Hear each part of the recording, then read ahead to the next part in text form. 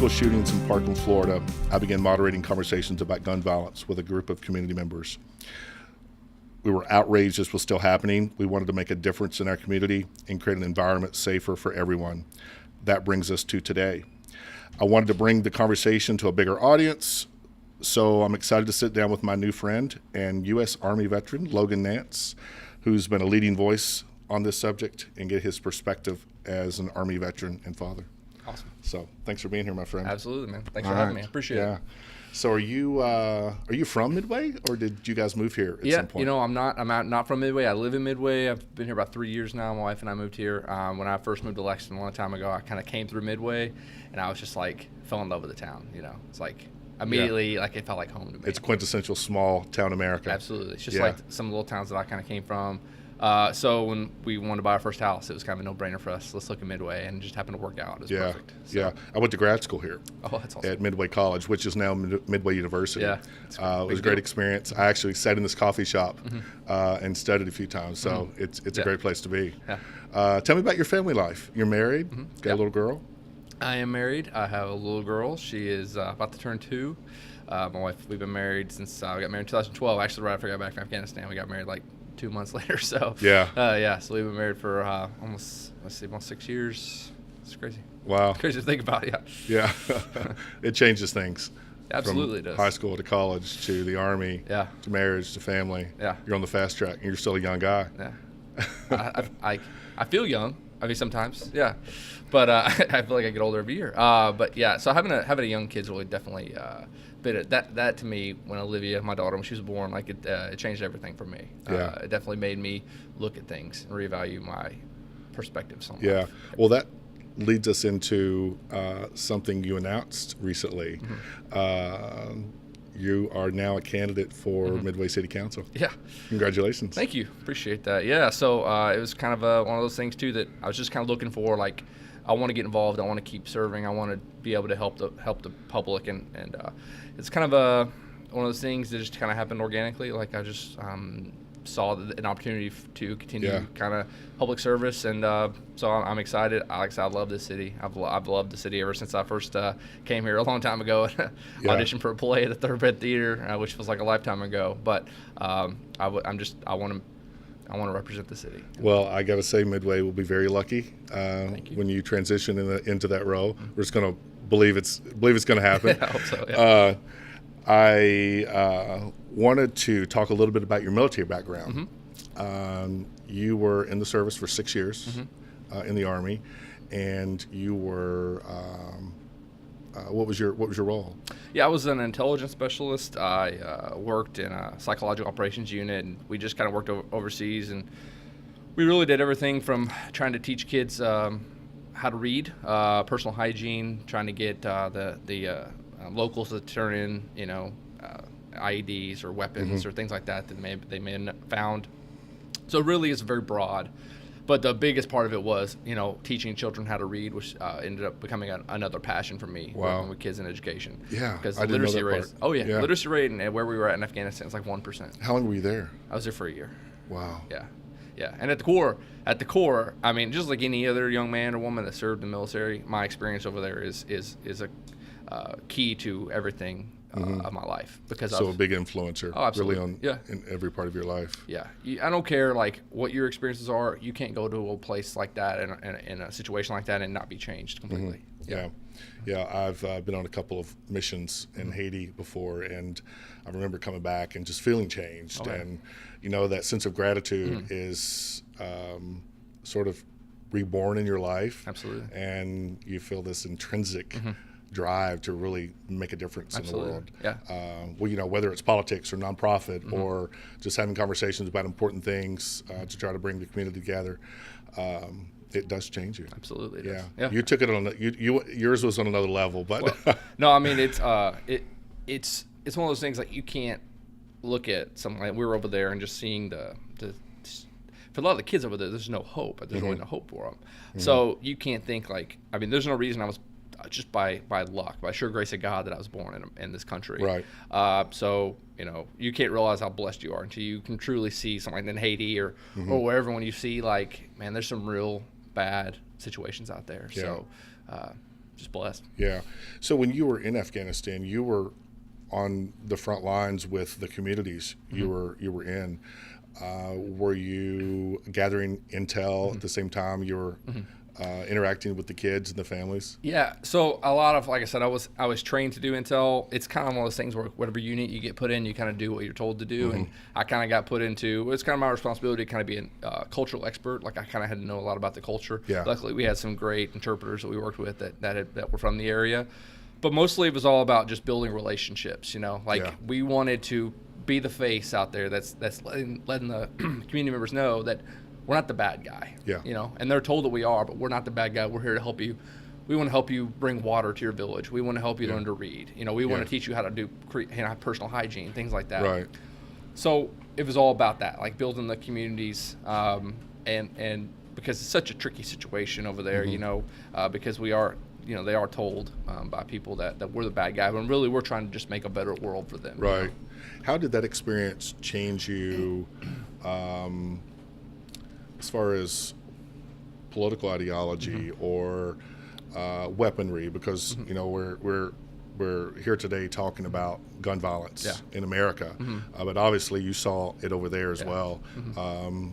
It's a different beast, but nonetheless, gun violence. Yeah.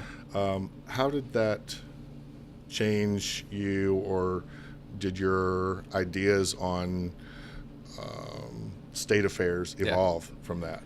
Yeah, I mean, definitely a lot. It definitely evolved a lot. I grew up around weapons. I've been around guns my whole life. We used to, keep rifles next to the door because the coyotes would come up and mess with our dogs. You have to shoot them. Or shoot at them. But so it's always something I was always around. I was always comfortable with it. So in the Army, it wasn't really nothing for me to just you carry your rifle with you every day, your pistol. Right. So I mean, that part of it didn't change. That was because that was something I'd already was used to. But I think just like a lot of other military people too, what we're taught about like gun safety, like responsible gun like usage. Like that's one of the first things you talk about is making sure that what's at the end of your barrel when you're pointing it, and that you're always safe. The safety's on. You don't let your weapon fall into someone else's hands. The most trouble I ever think we ever got in as a unit was when one of our guys left a gun behind in the room. Oh wow. Yeah. It was like, and this was not even like this was in like a training exercise. Like it was just like one of those things we were kind of all responsible for it, and therefore we all got punished for it when it happened. And that was we call it getting smoked, and I can tell you I left a lot of sand, a lot of sweat behind in the sand over that, and took a lot of sand back home with me in my pockets after crawling around in it.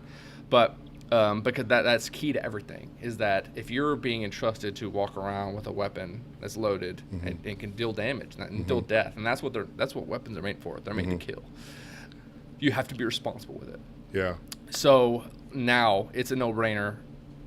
Being responsible gun owners, I think, is a no-brainer, and that's not I don't think a contentious issue. It sort of brings us to the idea of we are our brother's keeper.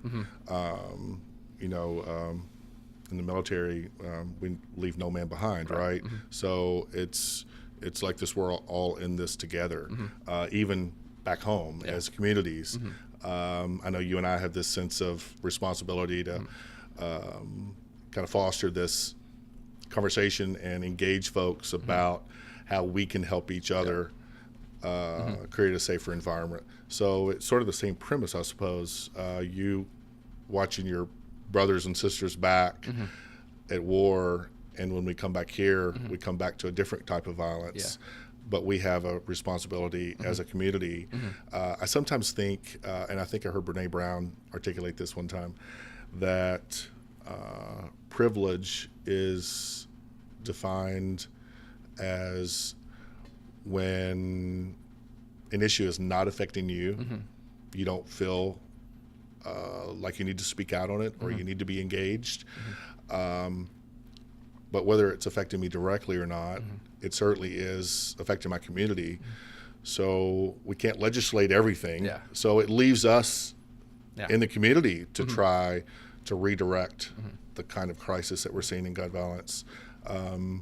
So let's get into a little bit of history with school shootings from Columbine to Parkland.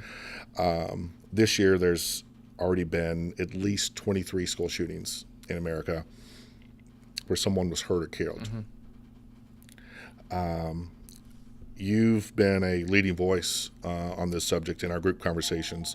What motivates you to be part of the gun violence conversation?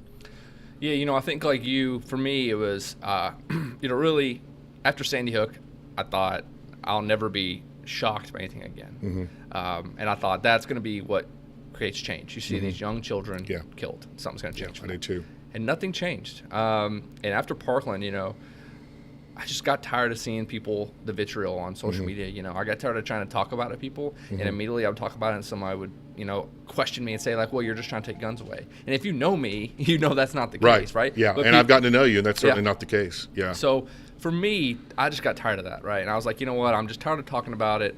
I'm tired of waiting for someone else to do something about it.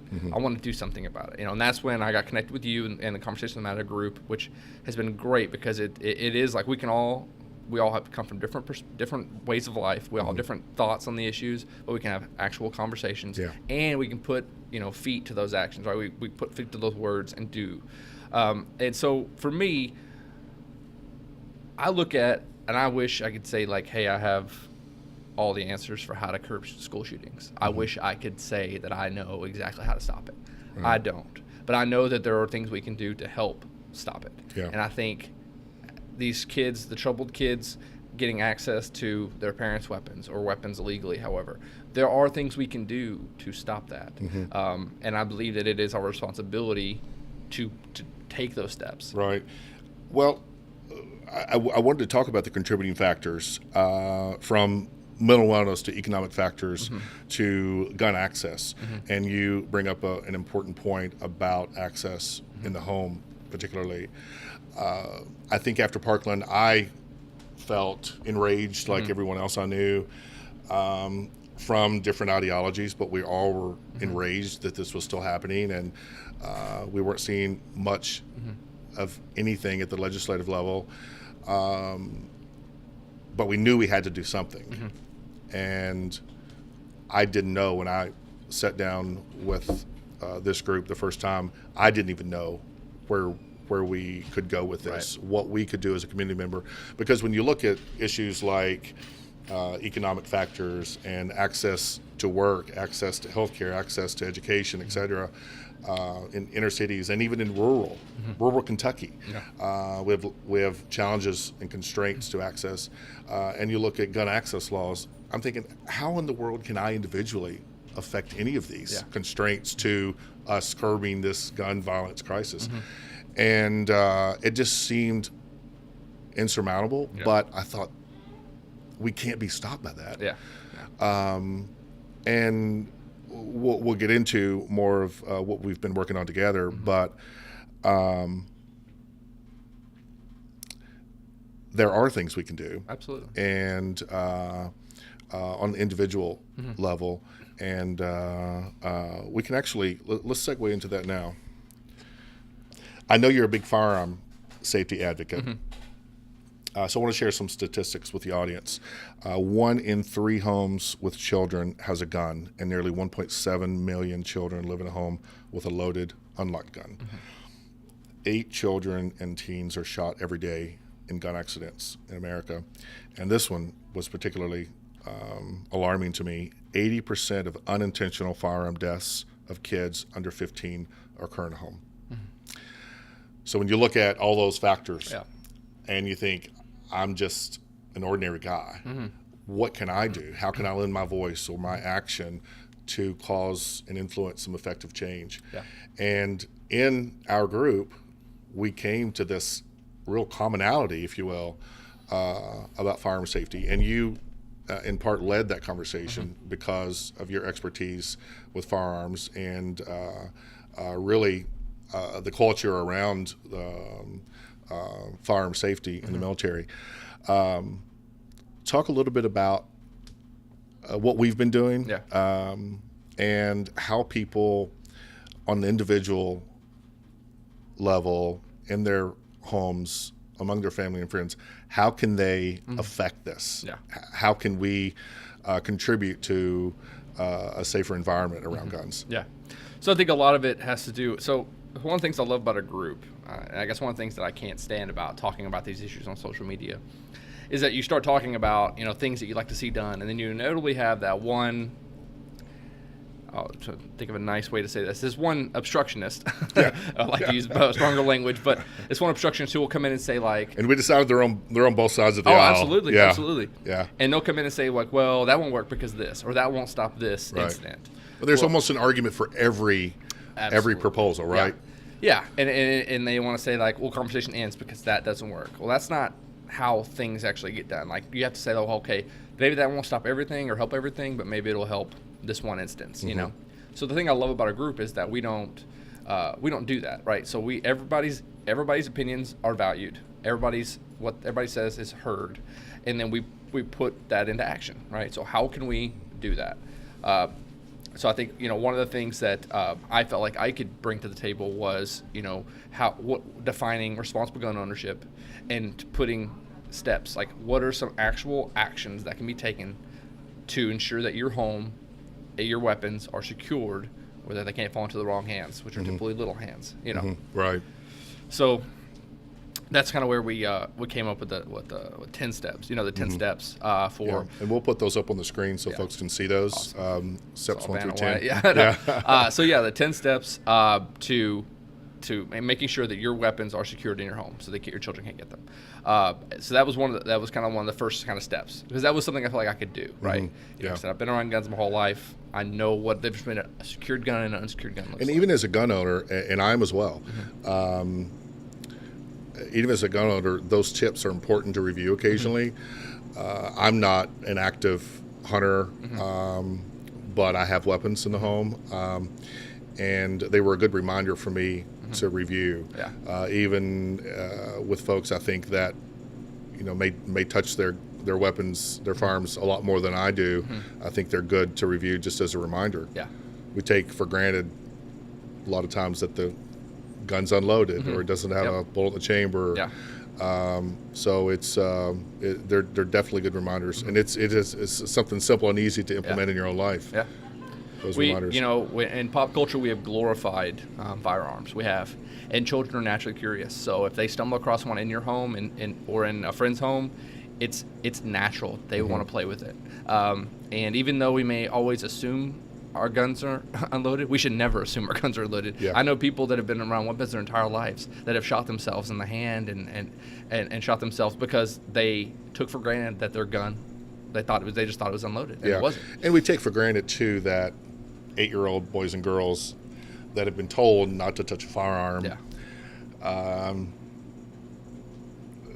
They're inquisitive at that age, 100%. and they're adventurous, 100%. and they want to touch it because you've told them not to, Yeah, even absolutely. though you've explained the reasons and the dangers behind it. So it takes us into another part of the project we've been working on with the Ask program. The Ask campaign is a collaboration between the Brady Center for the Brady Center to Prevent Gun Violence and the American Academy of Pediatrics. Talk a little bit more about the premise behind Ask and how it is something that every family in America can consider, and that we can implement really immediately in our lives to help curb some of the gun violence that we see. Yeah. So, we were really kind of blessed to have Dr. Susan Pollack, attend one of our meetings. And she really kind of, as we're talking to her about kind of what we wanted to see, which was kind of like taking those 10 tips to the city, right? Finding ways to kind of get involved and find people out and about and pass out those tips to them. And she kind of let us know about Ask. And I don't think any of us had ever heard about it before. I had not. Because another one of the things we talked about in our groups was encouraging pediatricians to ask if there are, just like when you go to a pediatrician and they ask if there are smokers in the home or things like that, getting them to ask if there are unlocked guns in the home as well. So we come to find out that there is an actual thing called Ask, which is Asking Saves Kids, which that's the exact thing they're wanting to do. Not necessarily with pediatricians, but with parents. If a parent is sending their kid to play at someone else's house, they want to encourage the parent to ask that question, like, are there any unlocked guns in your home? because there are so many tragic cases of where children are playing at another friend's house and they're shot, or they shoot their friends because they find an unlocked gun, or that, it's just. What do you say to a parent that has anxiety about asking their neighbor or their little boy's friend's parent that question, because it's such a polarizing conversation to have in America right now? What do you say to those families that are worried they're going to get a negative reaction? Yeah. I mean, for me, having a kid, there's no question that I wouldn't feel comfortable asking. If I'm comfortable enough with you to send my child to play at your house, I can't be afraid to ask you those kind of questions. You have to be okay with it. You can't worry about it being polarizing because of what's at stake. Because if you don't ask the question and then your child is shot or shoots another child when they find a gun, I mean, I just can't imagine the horror of that situation. So, you just have to realize that is such an important conversation. And when we talked about this, we went out to Friday Night Flicks, and we were handing out.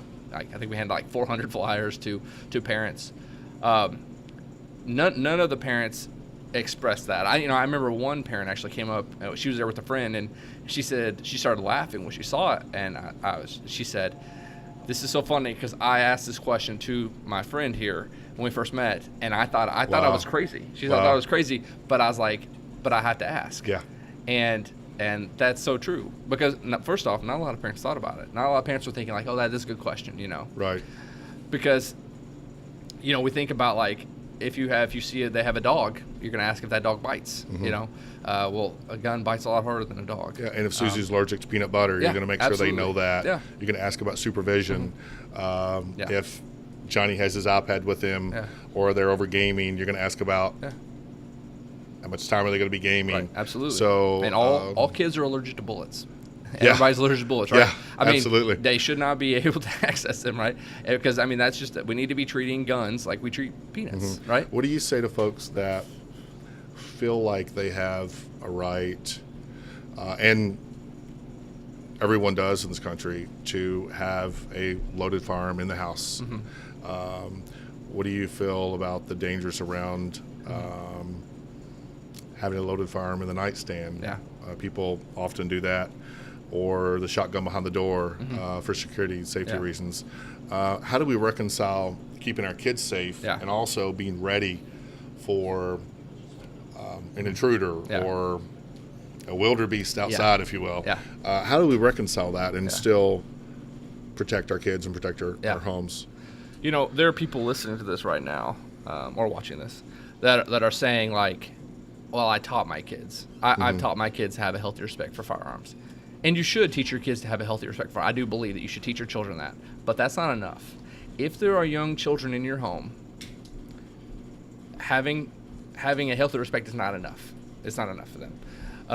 If there are young children in your home, you have to think about them. Right? So you can't just leave the guns by the door. Right? That's not a thing that can happen anymore. Maybe back in the day, that was fine, right? Like I said, I grew up with a rifle behind the door, right? Well, I remember growing up and my parents having a full-size pickup truck and riding in the back of the truck, not just in the bed of the truck, but sitting on the side of the truck as a kid. That was as dangerous. And my parents learned, we can't do that. It's too unsafe. And they evolved too. But it's almost like putting a kid in the back of a truck on the side and going 80 miles down the highway. It's just too risky. Yeah. And I get it. I understand. Like until I had a child, until we started having these conversations, like I always kept a gun loaded in my dresser beside my bed. Yeah. Especially when I got back from Afghanistan, I just needed that, right? There were times when I first got home, I would hear things, right? I would hear like bumps in my house, and it was just a natural thing that I wanted to do. But I had to realize that this is bigger than me. Like now you look at the data, an unlocked gun in the home, it's more risky to have that than if there's more of a chance that gun will harm your own child than it will someone breaking into your home. And that's not even accounting for people, for other children that may be coming over, like to play with your kids. Yeah. What if they stumble across it? Yeah, you've had the conversation with your child, even though, as you've said, it's not enough. Yeah. but especially with their friend. Maybe their parents Yep. have it. Maybe they don't own guns, so maybe they haven't thought about having the conversation with their kids. Yep. So it's something we could do now. Yeah. And that- Accidents, Yeah. kids that are at risk for suicide, Oh man.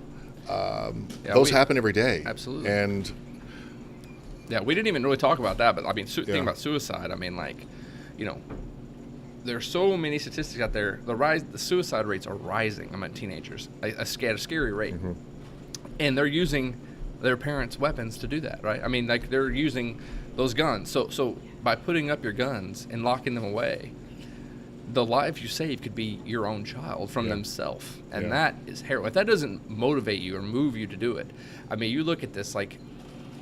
We see suicide in pop culture, and we see it around it, and there's no warning signs necessarily, right? I mean, it's not like your child's going to be 1 minute just depressed, and you're going to say, okay, now I need to lock my guns up. Right. It could happen before you have time to act, and then I guarantee, I can only imagine the pain you would have to carry with you the rest of your life, thinking about the easy things you could have done to secure a weapon and didn't. Yeah. Well, I have this theory that we as a society have more in common than we do in difference. Yeah. And I think if we try to identify the number one commonality that we have among gun violence is keep our kids safe. Yeah. Let's create an environment in this society, in this culture, where kids are safe at school, where they're safe when they leave the walls of that school and they go to the mall or they go for their after-school job, and safe in the home. Back to the commonality ideology, I feel like if we got to know each other more, like we're getting to know you today, you're a U.S. Army and Afghan veteran. You know firearms inside and out. You know the dangers, inherent risk, etc. You own weapons. But you are principled on the safety around those. And I think once folks get to know one another more, we're more apt to hear what you're saying and lead with what we have in common versus what we have different. Absolutely. And that goes back to our group work with firearm safety and ASK. We found a way to bring the group together because of our commonality, and it really centered around kids, and it really centered around firearm safety and education. And on that, if you don't mind, I think that it's so important. Everything is so polarizing right now. I think we have to stop leading with that as a Democrat eye, as a Republican eye, as a conservative eye, as a liberal eye, and start saying like, as a person, I feel this way, right? Because and social media is great for a lot of things, but it's bad in that it has dehumanized us. Yeah. Right? We no longer feel like we're talking to actual people. And I'm guilty of this too, It's given us this anonymous platform, and we hide behind it. And sometimes truly anonymously. Like when I think about, and this is I don't mean to open up this whole like can of worms thing, but like when you talk about the immigration stuff that's going on right now and just how horrific all that is, and then the other day when I was watching it and I saw the clip, I don't know if you saw it on Fox of Lewandowski, kind of making the womp womp noise, talking about an actual child and a family separated at the border. That's not a human reaction. There's no morality in that. Like, if you don't feel something, like no matter what your position is, if the thought of a child and a parent being separated, forcefully, if that doesn't stir something in you, then I question your own humanity. I question that, like, how what has happened in your life that has gotten you down so far that you can't feel in that moment. So and I think a lot of that is the dehumanization, and then we just have to start looking at each other as people, actual people with lives as complex as our own. Instead of Twitter handles and Facebook profiles, we really need to get back to having face-to-face conversation and getting to know one another so that we can learn how each other feels on important issues like this. I've got folks that I think have an idea of what my political ideology is around gun access laws, for example, but they've never sat down with me and had the conversation. Yeah. They've never sat down with me to get to know me and get to know why I feel the way I do. And I think that's what we're missing too. Yeah. I think that's what we're missing. And I think the more and more we do that and really begin to lead with what we have in common versus what we have different, then we'll see that divide less and less. And what do you think? We talked about social media a little bit. What do you think really is causing the divide? Do you feel like with political ideology, particularly and specifically around gun access and legislation around that, not just gun access, but giving dollars to communities to support mental wellness programs, to support the hiring of social workers in schools, et cetera. Do you really believe we're that divided, or is it a mainstream media conversation that so many people hear that focuses on that divide, or is it a social media thing that's dividing us? Are we that divided? Yeah, I don't think we as a people are divided. I think that the political parties in our country want us to feel like we're that divided, because because they know that division is going to lead us to throw dollars at them, right, to spend in these campaigns. That's why I believe the real change has to happen at the local level. Yeah. Because we just can't trust our federally elected legislators. I mean, there's some that are really good people. I know some of them that are really good people, that genuinely good people. But there are some that are actions so bought and speaks paid louder for. than words. Absolutely. Yeah. But you have so many that are obstructionists that are so bought and paid for by these lobbyists, And the problem is with this, the kids don't have the lobbyists that the guns do. Right. They're not getting the money thrown at them like the NRA is throwing at these people. So ordinary folks have to find a way to have become that advocate and to become the lobbyist. Yeah. In a And sense, as you really said. is. Yeah, it's up to us. I mean, we really have to do something. I believe we have to put pressure on our local officials to make a stand. And the problem is, here in Kentucky especially, like, there are a lot of politicians, even, no matter on both sides, that feel like if they take a stand, that they're going to get they won't get elected because, we're so just constructed right now in our minds that as soon as we hear someone talk about firearm safety, some people hear the words, they're taking my guns, right? Yeah. They're taking my guns. And I can promise you, I'm the last person that's going to take anybody's guns. Right. And for the record, Yeah. me too. Yeah, absolutely. So we have to get out of that mindset that we can have conversations about responsible gun ownership. And that is not a polarizing thing. I'm talking to every gun owner out there. We should be the ones that most support responsible gun ownership. If we ourselves are responsible gun owners, why in the world would we have a problem with other people being responsible? Other people talking about make sure people are responsible. Right. There's no problem with that. And that brings us to another topic that's a very polarizing conversation, and only one component of the gun violence crisis in our country, and that's gun access laws or legislation. Yeah. I don't think that's something that we can lead with because it's so divisive. But I think if we go back to having conversation one-on-one and understanding that that's not really the singular objective. It's more of figuring out from the 30,000 foot view how we approach this crisis. And again, part of what we've done is move towards the firearm safety component. Talk a little bit about how your Army background and your experience with firearms has shaped your ideology, or how has it evolved over time? Yeah.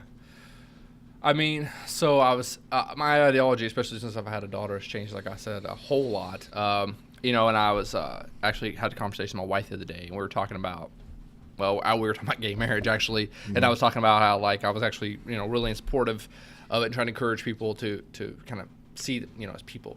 And I said to my wife something like, man, I can't imagine, 10 years ago that I would be the one that's out here, in the forefront of this, having this conversation with people about why I think it's okay that there's love in the world. Well, right? let's veer off that for just a minute. Yeah, I know Let's we're veer getting off on that whole... No, I think that's a great, because it's going to tie into what we're talking about. Yeah. How did you evolve there? Yeah. It's through meeting people, right? I mean, It's through these kinds of conversations, Absolutely, right? yeah. It's through getting, Yeah. it's through getting to know Yeah. someone that you didn't know before. Absolutely, yeah. They're making friends and, Yeah. and beginning to see them as people, Yeah. right? So to see other people. And so anyway, I had this conversation, and I was like, I can't imagine, 10 years ago, if you'd have told me that I would be out there having these conversations, like, I just can't imagine it. She said, well, you know why that is, don't you? And I said, no, why is that? She said, well, it's because you had a daughter, and you want the world to be better for her. Yeah. And that's so true. I want her world to be better than mine. I want to teach her about love, right? And that it can drown out all the hate, ugliness in the world. And you want to see people. You want to teach her to see people for their humanity. Absolutely. I've got this campaign that we're working on with Conversations That Matter. Hashtag See Me First. Okay. Yeah. If we would just see each other first versus seeing what our political ideology cloak looks Absolutely. like, or see me first versus what I might have on, or what I might be driving, or where I might live. I've got friends that live in California that think everyone else in Kentucky besides me are rabid hunters and clinging to their guns. I'm like, no, not really. So if you could just see me for who I am, what makes my heart beat? Right, absolutely. What makes me breathe in the morning? Yep. And I think along the lines of your experience evolving on gay marriage and even your gun ideology, it sounds like you've really saw people for who they are and not that cloak that maybe society has sort of dressed us in. And that's one of the things when I was in Afghanistan, there's so much just ugliness and destruction and hate that's pumped in. People hate each other for for their different tribes, or there's so much obstruction to children getting an education, so much ugliness that when I got back, I let that ugliness kind of corrupt me for a while. There was some time that I spent just not necessarily despair, but it was kind of like I had a lot of hate in my heart too. And honestly, it wasn't until I kind of like a few years passed and like my wife has helped me through it, and kind of I have my daughter especially, that I began to kind of let that go, right, and let that go. And a lot of that had to do with the church that I joined here in Midway Baptist.